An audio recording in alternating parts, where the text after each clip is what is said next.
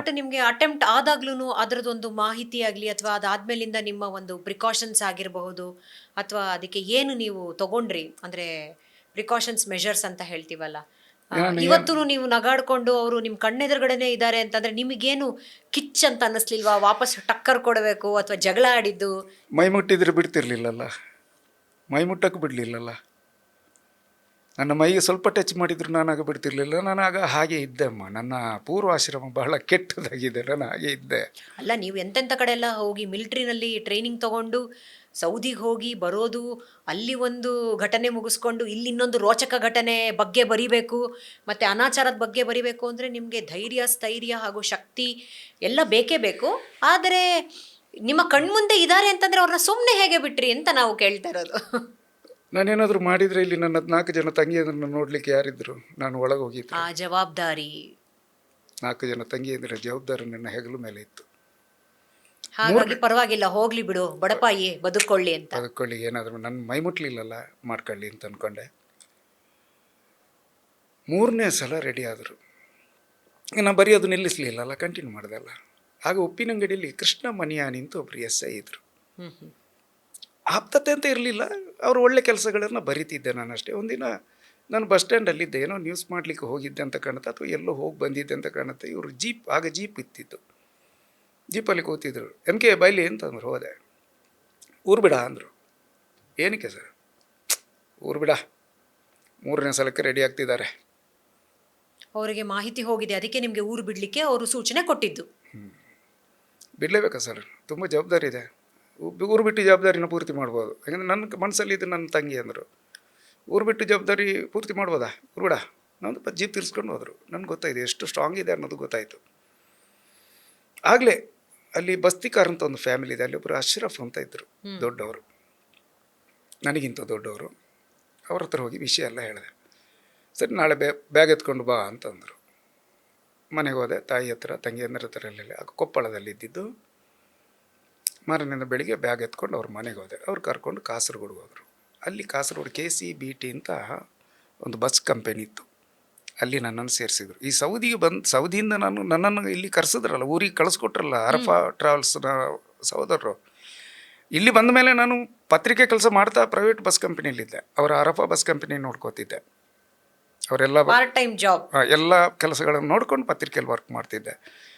ಹಾಗೆ ಸಂಪಾದನೆ ಏನೋ ಒಂದು ಬೇಕಲ್ಲ ಮಾಮ, ಹೊಟ್ಟೆಪಾಡು ನಡಿಬೇಕಲ್ಲ. ಪತ್ರಿಕೆಯಿಂದ ಏನೂ ಸಿಗ್ತಿರ್ಲಿಲ್ಲ, ಏನೋ ಒಂದು ಸಣ್ಣ ಹಣ ಸಿಗ್ತಿತ್ತು ಅಷ್ಟೇ. 300 ರೂಪಾಯಿ 400 ರೂಪಾಯಿ ಆ ಥರ ಸಿಗ್ತಾಯಿತ್ತು ತಿಂಗಳಿಗೆ, ದಿನಕ್ಕಲ್ಲ.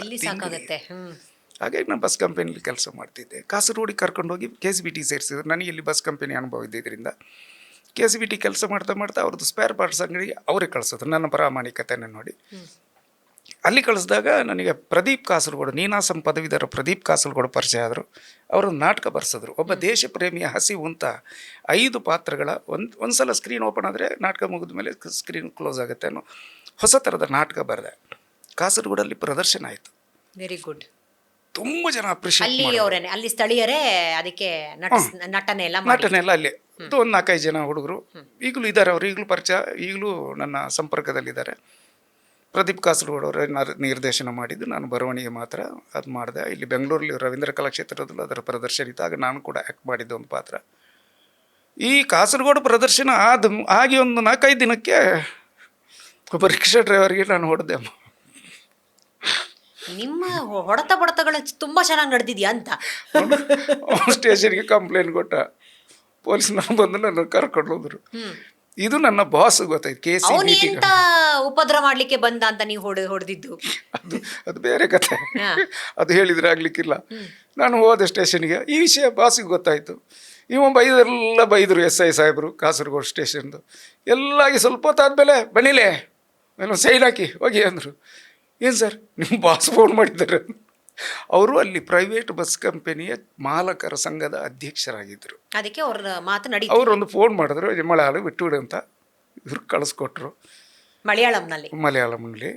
ಅವತ್ತು ಸಂಜೆ ನಾನು ಸ್ಪೇರ್ ಪಾರ್ಟ್ಸ್ ಅಂಗಡಿಯಲ್ಲಿದ್ದೀನಿ. ಕಾಸರಗೋಡು ಚಿನ್ನವರು ಅವರ ಚಿನ್ನದ ಬಣ್ಣದ ಸ್ಕೂಟ್ರ್ ತೊಗೊಂಡು ಅಂಗಡಿ ಹತ್ರ ನಿಲ್ಸಿದ್ರು. ಬಂಡ್ರಲೇ ತಂದರು. ಅವ್ರು ಎಲ್ಲರನ್ನೂ ಕರೆಯೋದೆ ಬಹಳ ಗೌರವದಿಂದ ಕರೀತಾರೆ. ಬನ್ರಿಲೇ ಅಂದರು. ಹೋದೆ, ಸ್ಕೂಟರ್ ಓಡೋದೆ. ಭಾಳ ಪೆಟ್ಟು ಮಾಡ್ತೀರಾ? ಅಲ್ಲ, ಅದು ಮೊನ್ನೆ ನಿಮ್ಮ ನಾಟಕ ನೋಡಿ ಇಡೀ ಕರ್ನಾಟಕದವರು ಕನ್ನಡಿಗರು, ಇಲ್ಲಿ ಕಾಸರಗೋಡಿನ ಕನ್ನಡಿಗರು ತುಂಬ ಅಪ್ರಿಷಿಯೇಟ್ ಮಾಡಿದರು, ತುಂಬ ಹೊಗಳಿದ್ರು. ನೀವು ನೋಡಿದ್ರೆ ಇವತ್ತು ಸ್ಟೇಷನ್ಗೆ ಹೋಗಿದ್ದೀರಿ, ಹೊಡೆದಿದ್ದೀರಿ, ನಿಮ್ಮ ಮೇಲೆ FIR ಆಗಿದೆ, ಗಲಾಟೆ ಮಾಡ್ಕೊಂಡಿದ್ದೀರಿ, ನಿಮ್ಮ ಮೇಲೆ FIR ಆಗ್ತಿತ್ತು, ನಿಮ್ಮ ಬಾಸ್ ಬಿಡಿಸಿದ್ರು, ಬಂದ್ರಿ. ಏನ್ ಕತೆ ನಡೀತಾ ಇದೆ? ಬೈದರು. ನನಗೆ ಅವರು ಪರಿಚಯನೇ ಇಲ್ಲ, ಹೆಸರು ಕೇಳಿದ್ದೀನಿ ಅಷ್ಟೇ, ಫಸ್ಟ್ ಭೇಟಿ ಅದು. ಬೈದರು, ಸಂಜೆ ಮನೆಗೆ ಬನ್ನಿ ಅಂತ ಹೇಳಿದ್ರು. ಸಂಜೆ ಬೇಗ ಬಾಗಿಲು ಹಾಕ್ಬಿಟ್ಟು ಮನೆಗೆ ಹೋದೆ. ಅಲ್ಲಿ ಈ ನೀವೆಲ್ಲ ಈ ವೇದಿಕೆಯಲ್ಲಿ ನಾಟಕ ನೋಡಿರ್ಬೋದು. ನಾವು ಅಲ್ಲಿಗೆ ವೇದಿಕೆಗೆ ಹೋಗಬೇಕು, ವೇದಿಕೆ ಇರುವ ಅಲ್ಲಿಗೆ ಸಭಾಂಗಣಕ್ಕೆ ನಾವು ಪ್ರೇಕ್ಷಕರು ಹೋಗಬೇಕು. ಇವ್ರು ಹಾಗಲ್ಲ, ಲಾರಿ ನಾಟಕ ಅಂತ ಒಂದು ಕಾನ್ಸೆಪ್ಟ್ ಮಾಡಿದರು. ವೇಣುಗೋಪಾಲ್ ಕಾಸರಗೋಡು ಅವರು ಬರೆದಿರೋ ನಾಟಕನ ಇವರು ನಿರ್ದೇಶನ ಮಾಡಿ ಲಾರಿಯನ್ನೇ ವೇದಿಕೆ ಮಾಡಿ ಊರು ಊರು ಸಂಚರಿಸಿ ಪ್ರೇಕ್ಷಕರಿದ್ದಲ್ಲಿಗೆ ಹೋಗಿ ಅಲ್ಲಿ ವೇದಿಕೆ ಮಾಡಿ ಅಲ್ಲಿ ನಾಟಕ, ಲಾರಿಯಲ್ಲೇ ವೇದಿಕೆ ಸಂಚಾರ ನಾಟಕ. ಅದನ್ನು ಪ್ರಾರಂಭ ಕಾನ್ಸೆಪ್ಟ್ ಅಲ್ಲ? ಹೌದು, ತುಂಬ ಒಳ್ಳೆ. ಅದರ ನಂತರ ಯಾರು ಮಾಡಲಿಲ್ಲ ಅಂತ ನನಗೆ ಅನ್ಸುತ್ತೆ, ಗೊತ್ತಿಲ್ಲ. ಅಲ್ಲ, ನಾವು ಯಾವುದು ಸಾಮಾನ್ಯ ಕೇಳಿಲ್ಲ ಆ ತರ. ಅಂದ್ರೆ ಮೊಬೈಲ್ ನಾಟಕ ತರ ಅಲ್ಲಲ್ಲಿಗೆ ಹೋಗಿ ಒಂದು ಮಾಡೋದು. ಬಟ್ ಈಗ ಸುಮಾರು ಆ ತರ ಎಲ್ಲ ಮಾಡಿದ್ದಾರೆ ರೀಸೆಂಟ್ ಟೈಮ್ಸ್ ಅಲ್ಲೆಲ್ಲ, ಬೆಂಗಳೂರಿನಲ್ಲೆಲ್ಲ ಇರ್ಬೋದು ಅಂತ ಕಾಣ್ತದೆ. ಅಂದ್ರೆ ಆಕ್ಟ್ ಅಂತ ಹೇಳಿ ಅದಕ್ಕೆ ಒಂದು ಕೊಡ್ತಾರೆ. ಹೌದು. ಸೊ ಆ ತರದೆಲ್ಲ ಇವಾಗ ಏನೇನೋ ಎಲ್ಲ ಬಂದಿದೆ ಬಿಡಿ. ಹಾಗೆ ಊರೂರು ತಿರುಗ್ತಿದ್ವಿ. ಅದರಲ್ಲಿ ನಾನೊಂದು ವಿಲನ್ ರೋಲ್ ಮಾಡ್ತಿದ್ದೆ, ಚೂರಿ ಚಿಕ್ಕಣ್ಣ ಅಂತ. ನೀ ಎಲ್ಲರಿಗೂ ಹೊಡಿತೀಯಲ್ಲ, ನೀನು ಈ ರೋಲ್ ಮಾಡು ಅಂತ ಹೇಳಿದರು ನನ್ನ ಗುರುಗಳು ಕಾಸರಗೋಡು ಚಿನ್ನವರು. ಕಾಸರಗೋಡು ಚಿನ್ನವರು ನನ್ನ ಪ್ರಥಮ ಗುರುಗಳು, ರಂಗಭೂಮಿಯ ಗುರುಗಳು. ಅವಾಗ ನಿಮ್ಮ ರಂಗಭೂಮಿಯ ಎಂಟ್ರಿ ಅಲ್ಲಿಂದ ಅವರಿಂದ ವಿಲ್ಲನ್ನೇ. ಅಲ್ಲಿಂದ ಕಲಿತದ್ದು ಬಹಳ ಇದೆ. ಬೇರೆ ಯಾವುದಾದ್ರೂ ಪಾತ್ರ ಅವತ್ತು ಅವ್ನಿಗೇನೋ ಬ್ಯುಸಿ ಇತ್ತು ಅಂದರೆ ಆ ಪಾತ್ರನ ನಾನು ಮಾಡಬೇಕಿತ್ತು. ಅಂದ್ರೆ ನೀವು ಆ ಥರ ಎಲ್ಲ ಸಬ್ಸ್ಟಿಟ್ಯೂಟ್ ಆಗಿ ಅವ್ರನ್ನ ನೀವೇನೆ ರೀಪ್ಲೇಸ್ ಮಾಡಿ ಮಾಡ್ತಿದ್ದೆ. ರೀಪ್ಲೇಸ್ಮೆಂಟ್ಸ್ ಎಲ್ಲ ನಡೀತಾ ಇತ್ತು. ಅದು 75ನೇ ಶೋ ಮೈಸೂರು ಅರಮನೆ ಮುಂಭಾಗ. ಕೆಂಪಯ್ಯ ಅವರು ಅತಿಥಿ, ಅಶ್ವಥ್ ಸರ್ ಅತಿಥಿ, ನಾಗಾಭರಣ ಸರ್ ಅತಿಥಿ. Very good. ಅವರೆಲ್ಲ ದಿಗ್ಗಜರೇ. ಎಲ್ಲ ಕೇಳಿದ್ದೆ, ನಾನು ನೋಡಿರಲಿಲ್ಲ. ಅಲ್ಲಿ ನೋಡಿದೆ. ನಾನು ನನ್ನಷ್ಟಿಗೆ ನನ್ನ ಪಾತ್ರ ಹೇಗಿತ್ತು ಅಂದರೆ, ನಾನು ಎಲ್ಲ ಕೆಲಸ ಮಾಡಬೇಕು, ಇದು ಓಪನ್ ಮಾಡಬೇಕು, ಪರದೆ ಕಟ್ಟಬೇಕು, ಎಲ್ಲ ಮಾಡಿ ನಾನು ಅದಕ್ಕಿಂತ ಮೊದಲು ನೀವೇ, ಆಫೀಸ್ ಬಾಯು ನೀವೇ, ಎಲ್ಲರೂ ಮಾಡಬೇಕಿತ್ತು, ನಾನು ಮಾಡ್ತಿದ್ದೆ. ನನ್ನ ಪಾತ್ರ ಬರುವ ಮೊದಲು ನಾನು ಸಾಮಾನ್ಯನಾಗಿ ವೇದಿಕೆಯಲ್ಲಿ ಇರ್ತಿದ್ದೆ, ಹಾಡು ಹೇಳ್ಕೊಂಡು ಅದೆಲ್ಲ ಮಾಡ್ಕೊಂಡು ಏನೋ ಬಡ್ಕೊಂಡು ಏನೋ ಮಾಡ್ತಿದ್ದೆ. ನನ್ನ ಪಾತ್ರ ಬರುವಾಗ ನಾನು ಆಡಿಯನ್ಸ್ ಮಧ್ಯದಿಂದ ಬ್ಲ್ಯಾಕ್ ಟಿ ಶರ್ಟ್ ಹಾಕೊಂಡು ಬರ್ತಿದ್ದೆ, ಒಂದು ಕೈಯಲ್ಲಿ ಒಂದು ಚೂರಿ ಇರ್ತಿತ್ತು. ಬಂದು ನನ್ನ ಪಾತ್ರ ಮಾಡಿ ಹೋಗ್ತಿದ್ದೆ. ವಿಲನ್ ಎಂಟ್ರಿ, ಡಂಡೆ ಅದು ಮಾಡಿ ಹೋಗ್ತಿದ್ದೆ. ಮತ್ತೆ ಅಲ್ಲೇ ಕೂರ್ತಿದ್ದೆ, ಬಂದಿದ್ದೆ. ನಾಟಕ ಮುಗಿದ ಮೇಲೆ ನಾಗಭರಣ ಸರ್ ನನ್ನನ್ನು ಕರೆಸಿದ್ರು. ಓಡೋದೆ. ಚೆನ್ನಾಗಿ ಮಾಡ್ತೀರ್ರಿ, ಭವಿಷ್ಯ ಇದೆ ನಿಮಗೆ ಅಂತಂದರು. ಈ ಮಾತು ನನ್ನ ಕಿವಿಯಲ್ಲಿ ಅಚ್ಚೊತ್ತದಂಗಾಯಿತು. ಅದಾಗಿ ಸ್ವಲ್ಪ ದಿನಕ್ಕೆ ಅವರು ಆಗ ಉದಯ ಟಿವಿಯಲ್ಲಿ ಅವರು ಒಂದು ಸೀರಿಯಲ್ ಮಾಡ್ತಿದ್ರು, ಓ ನನ್ನ ಬೆಳಕ್ಕೆ ಅಂತ. ವಾರಕ್ಕೆ ಒಂದ್ಸಲ ಗುರುವಾರ ಬರ್ತಿತ್ತು. ಅದು ಅಲ್ಲಿ ಕುಂದಾಪುರದ ಹತ್ರ ಎಲ್ಲ ಶೂಟಿಂಗ್. ನನಗೊಂದು ಪಾತ್ರ ಕೊಟ್ಟರು, ಅಲ್ಲೂ ಕೂಡ ಅದೇ ಫೈಟ್ ಮಾಡೋದು, ಪೈಲ್ವಾನ್ ಪಾತ್ರ. ಆ ಪಾತ್ರ ಮಾಡಿ ಬಂದ ಮೇಲೆ ನನಗೆ ಅದು ಬಣ್ಣ ಹಚ್ಚಿದ್ದಲ್ವ, ತುಂಬ ಸೆಳೆತ ಜಾಸ್ತಿ ಆಯಿತು. ಅದಾದಮೇಲೆ ಜನ್ಮದಾತ ಸಿನಿಮಾದಲ್ಲಿ ಪೊಲೀಸ್ ರೋಲ್ ಒಂದು ಕೊಟ್ಟರು, ಇದೇ ನಾಗಭರಣ ಸರ್. ಅದಾದಮೇಲೆ ನನ್ನ ಬಣ್ಣದ ಆಸೆ ಹೆಚ್ಚಾಯಿತು. ಒಂದು ಲೆಟ್ರ್ ಬರೆದೆ, ನಾನು ಬರೆದಿರೋ ಒಂದು ಕತೆ ಇಟ್ಟೆ, ಕೊರಿಯರ್ ಮಾಡಿದೆ ಸರ್ಗೆ, ನಾಗಭರಣ ಸರ್ಗೆ, ನಾನು ನಿಮ್ಮ ಜೊತೆ ಕೆಲಸ ಮಾಡಬೇಕು ಅಂತ. ಅವರು ನನ್ನ ಕಾಸರಗೋಡು ಚಿನ್ನ ಸರ್ಗೆ ಫೋನ್ ಮಾಡಿ ಕೇಳಿದ್ರು ನನ್ನ ಬಗ್ಗೆ. ಅವರು ನನ್ನ ಬಗ್ಗೆ ಪಾಸಿಟಿವ್ ಆಗಿ ಹೇಳಿದ್ರು. ಕಳಿಸಿ 1 ತಿಂಗಳು ನೋಡ್ತೀನಿ. ನನ್ನನ್ನು ನಾಗಭರಣ ಸರ್ ಚಿನ್ನವ್ರಿಗೆ ಹೇಳಿದ್ದು, ಕಳಿಸ್ರಿ 1 ತಿಂಗಳು ನೋಡ್ತೀನಿ, ಸರಿ ಇಲ್ಲಾಂದರೆ ವಾಪಸ್ ಕಳಿಸ್ತೀನಿ ಅಂದರು.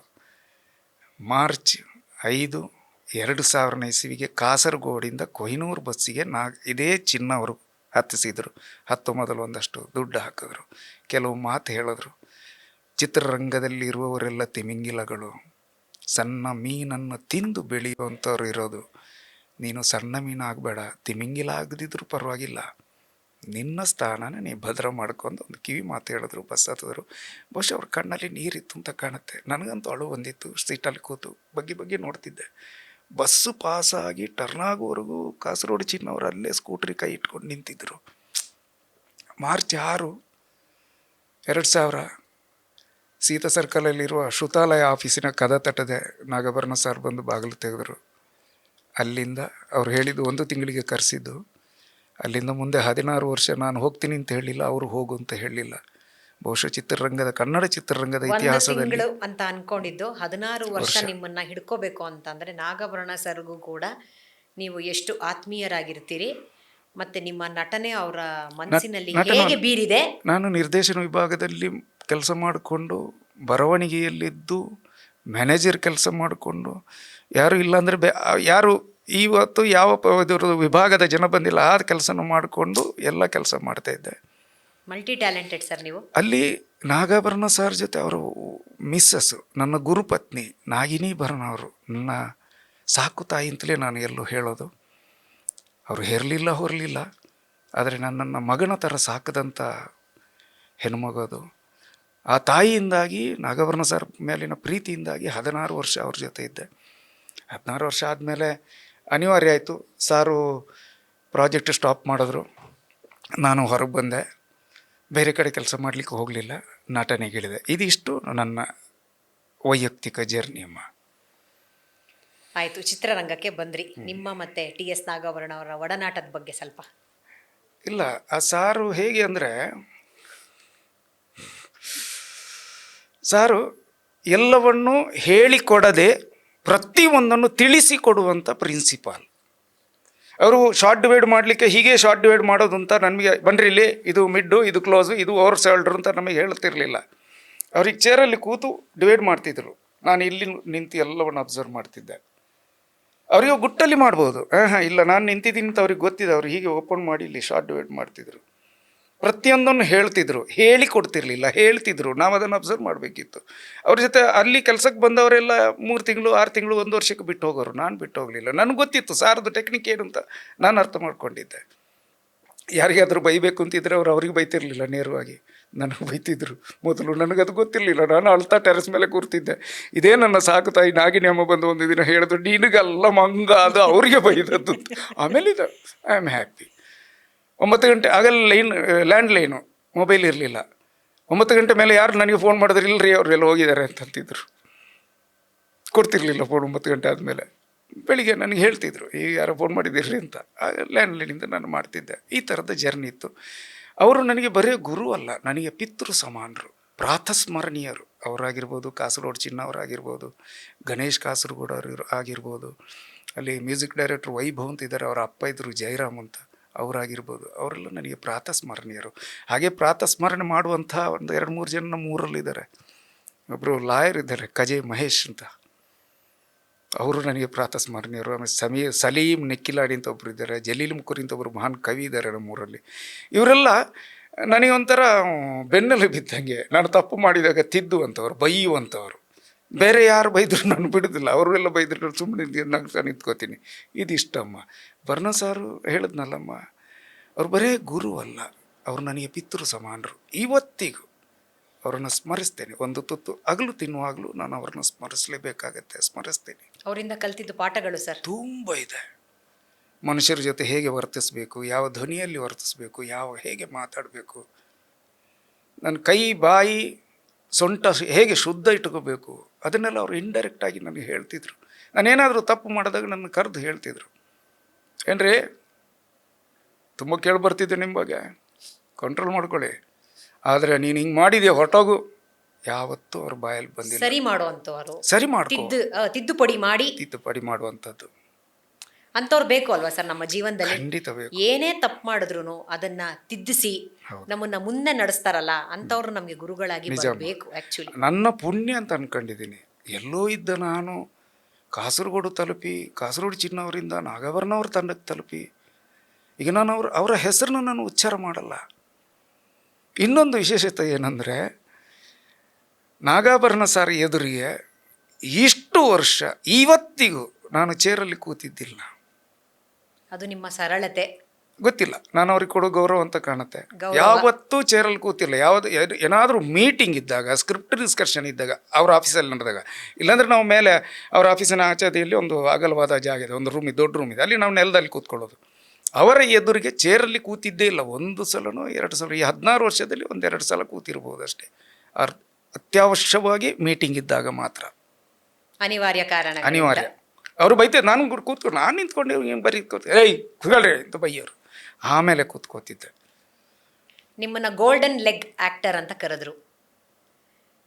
ನವೀನ್ ಕೃಷ್ಣ ಪತ್ರಕರ್ತ. ಅದ್ರ ಬಗ್ಗೆ ಹೇಳಿ, ಆ ಟೈಟಲ್ ಹೇಗೆ ಬಂತು ಗೋಲ್ಡನ್ ಲೆಗ್ ಆಕ್ಟರ್? ಇಲ್ಲ, ಆಗ ನಾನು ತುಂಬ ಸಿನಿಮಾಗಳಲ್ಲಿ ಆ್ಯಕ್ಟ್ ಮಾಡ್ತಿದ್ದೆ. ಆ್ಯಕ್ಟ್ ಮಾಡಿದ ಸಿನಿಮಾಗಳೆಲ್ಲ 100 ಡೇಸು. ನನ್ನಿಂದೆಲ್ಲ ಅದು ಅದರಲ್ಲಿ ನಾಯಕ ನಟರಾಗಿ ನಟಿಸಿದವರಿಂದ ಮತ್ತು ಆ ಕಥೆಯಿಂದ ಆ ನಿರ್ದೇಶಕರಿಂದ ಅದು 100 ಡೇಸು 50 ಡೇಸು ಅವೆಲ್ಲ ಓಡ್ತಾ ಇತ್ತು. ಇವರು ನನ್ನ ಗೆಳೆಯ ಅಲ್ವಾ, ನನಗೊಂದು ಬೂಸ್ಟ್ ಬಿರುದು ಮಾಡಿ ಕೊಡ್ಬೇಕಲ್ಲ. ಬಿರುದು ಕೊಡಬೇಕಲ್ಲ, ಹಾಗೆ ಅವರು ಬರೆದ್ರು. ಈಗಲೂ ನನ್ನ ಆಪ್ತರೇ ಅವರು, ನವೀನ್ ಕೃಷ್ಣ ಅವರು ಪತ್ರಕರ್ತ. ಹಾಗೆಲ್ಲ ನಡೀತಾ ಬಂತಮ್ಮ.